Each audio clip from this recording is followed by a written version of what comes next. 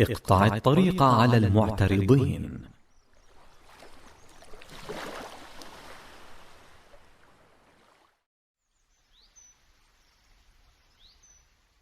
من أكثر ما يوغر صدور بعض الناس على بعض ما يجنيه اللسان من مفاسد، ومن ذلك استعجال بعض الناس بالاعتراض على الحديث ومقاطعة المتكلم دون ترو ونظر، فيثور عند ذلك جدال عقيم يوغر الصدور ويفسد القلوب. لن تستطيع إصلاح جميع الناس وتأديبهم بالآداب الشرعية أو تدريبهم على مهارات متميزة، ودعنا نتجاوز مرحلة التنظير التي تحلو لبعض الناس أن يدندن عليها دائما بقوله: المفروض الناس أن يفعلوا كذا، والمفروض أن يتعودوا على كذا. دعك من هذا وأد الصلاة على الميت الحاضر كما يقال.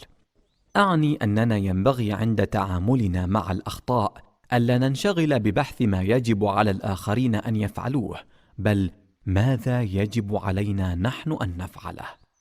عندما تريد أن تتكلم بشيء غريب قد يستعجل الآخرون الاعتراض عليه، ينبغي لك أن تغلق عليهم أبواب الاعتراض بمقدمات تجيبهم فيها عن أسئلتهم قبل أن يطرحوها، بل وتزيل بها استغرابهم قبل أن يتكلموا به.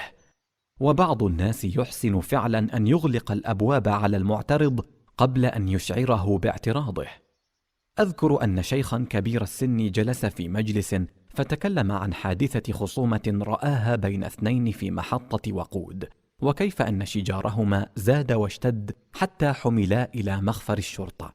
فقفز أحد الجالسين من الثرثارين مشاركا في القصة فقال: نعم صحيح، لكن لم يحصل كذا، وإنما حصل بينهما كذا، وفلان هو المخطئ. وبدأ يذكر تفاصيل لم تحدث، فالتفت إليه الشيخ وكأني به يكاد ينفجر، لكنه تماسك وقال بكل هدوء: هل حضرت الحادثة بنفسك؟ قال: لا. قال: فهل حدثك أحد ممن حضروها؟ قال: لا. قال: فهل اطلعت على محاضر التحقيق؟ قال: لا. عندها صاح الشيخ وقال: طيب يا كيف تكذبني وأنت لا تدري عن شيء؟ فأعجبتني مقدماته قبل اعتراضه، ولو أنه اعترض دون أن يذكر مقدمات يغلق بها الأبواب على صاحبه لكان لصاحبه مجال واسع للخروج من الموقف ولو بالكذب. فنحن أحيانا نحتاج عندما نريد أن نقرر أشياء أن نقدم بمقدمات نقنع بها المخالفين قبل أن يعترضوا.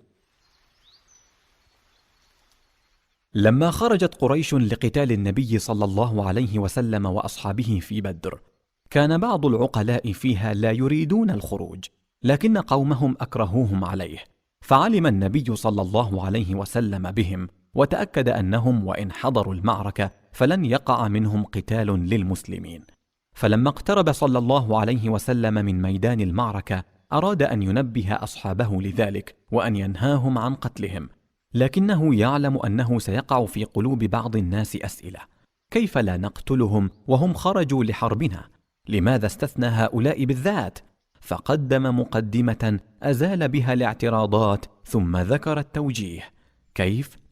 قام صلى الله عليه وسلم في أصحابه وقال: إني قد عرفت أن رجالا من بني هاشم وغيرهم قد أخرجوا كرها لا حاجة لهم بقتالنا.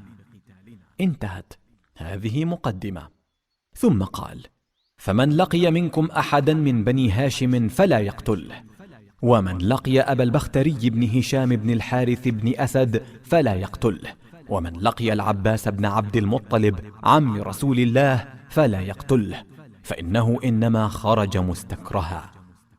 فمضى الصحابة على ذلك وبدأوا يتحدثون في مجالسهم بذلك، فقال أبو حذيفة بن عتبة بن ربيعة: أنقتل آباءنا وأبناءنا وإخواننا ونترك العباس؟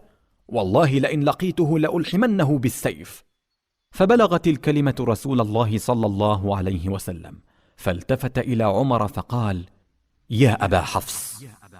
قال عمر: والله إنه لأول يوم كناني فيه رسول الله صلى الله عليه وسلم بأبي حفص. قال صلى الله عليه وسلم: يا أبا حفص، أيضرب وجه عم رسول الله بالسيف؟ فاستبشع ذلك وانتفض. كيف يرد أبو حذيفة أمر رسول الله صلى الله عليه وسلم؟ أليس مسلما؟ فصاح عمر قائلا: يا رسول الله، دعني فلأضرب عنقه بالسيف، فوالله لقد نافق. فندم أبو حذيفة رضي الله عنه على ما تكلم به، وقال: ما أنا بآمن من تلك الكلمة التي قلت يومئذ، ولا أزال منها خائفا إلا أن تكفرها عني الشهادة. فقتل يوم اليمامة شهيدا رضي الله عنه.